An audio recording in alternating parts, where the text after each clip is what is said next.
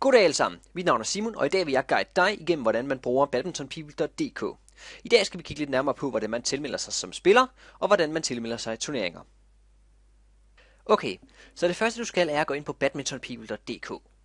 Når du kommer ind på siden, skal du trykke på knappen Tilmeld. Skriv dit navn, og indtast den e-mail, du godt kunne tænke dig at tilknytte din Badminton People account. Min er simonhansen1@outlook.dk. Tryk på knappen Tilmeld.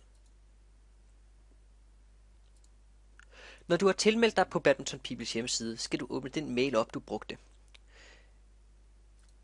Inde på din mail i din inbox skulle der gerne ligge en mail fra Badminton People, hvor i der vil være et link, som du skal bruge til at aktivere din account. Tryk på linket. Vælg en adgangskode, du godt kunne tænke dig at bruge til din Badminton People account. Skriv den igen.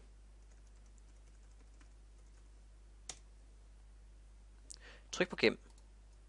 Det første, der sker, når du logger ind på din Badminton People account, er, at du kommer ind på min profilsiden, hvorfra du skal fortælle Badminton People lidt om dig selv. Skriv dit navn, vælg dit køn, vælg hvilket sprog du taler, hvornår du er født,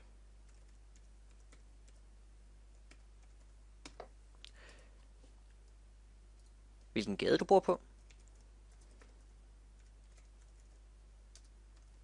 hvilket postnummer du bor i, hvilken by, hvilket land, og hvis du har en hjemmeside, kan du også skrive den her, og et telefonnummer.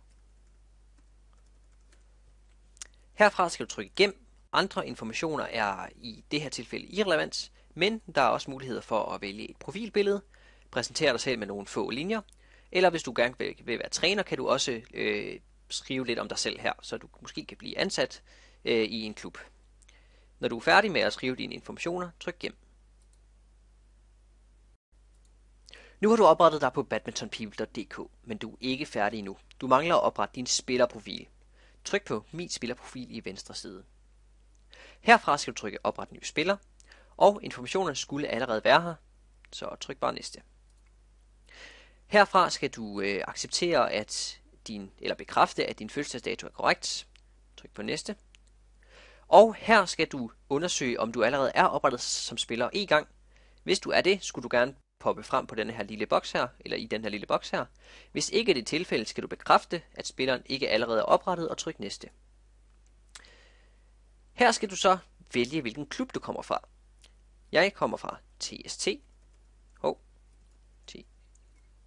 TST. Tryk på Søg, og TST TIL skulle så gerne poppe frem. Tryk på Vælg. Tryk på Opret. Bekræft, at den valgte spiller er dig. Yes, den ser god ud. Og du er nu oprettet som spiller på badmintonpeople.dk. Tillykke. Nu er du oprettet som spiller på badmintonpeople.dk, og du er klar til at tilmelde dit første stævne. Tryk på Turnering ude i venstre side. Tryk derefter på Tilmeld turnering. Herfra skal du vælge, hvilken turnering du gerne vil stille op i. Tryk på Vælg turnering, og eventuelt indtast den arrangørklub, som afholder stævnet.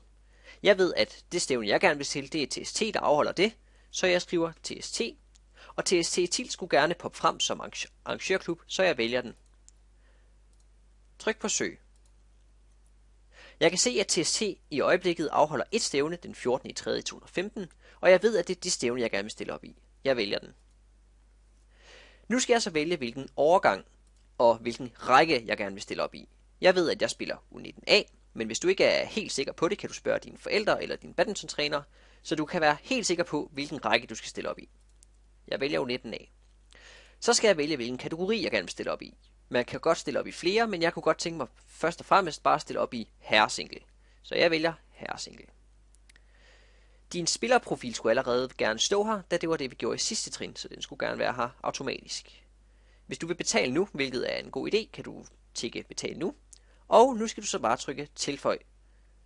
Nu er U19A herresingle blevet tilføjet til din indkøbsseddel eller din indkøbskurv, og du skal nu bare betale. Vælg korttype, og vælg hvilken konto som pengene skal komme tilbage på, hvis det er, at stævnet bliver aflyst eller andet. Tryk på acceptere handelsbetingelser, tryk gennemfør. Nu skal du så have betalt, og når du har betalt, har du tilmeldt dig dit første badmintonstævne. Tillykke. Det var sidste step i processen til at tilmelde dig dit første stævne på badmintonpeople.dk. Jeg håber, du har nydt det, og jeg håber, du kunne følge med. Hej.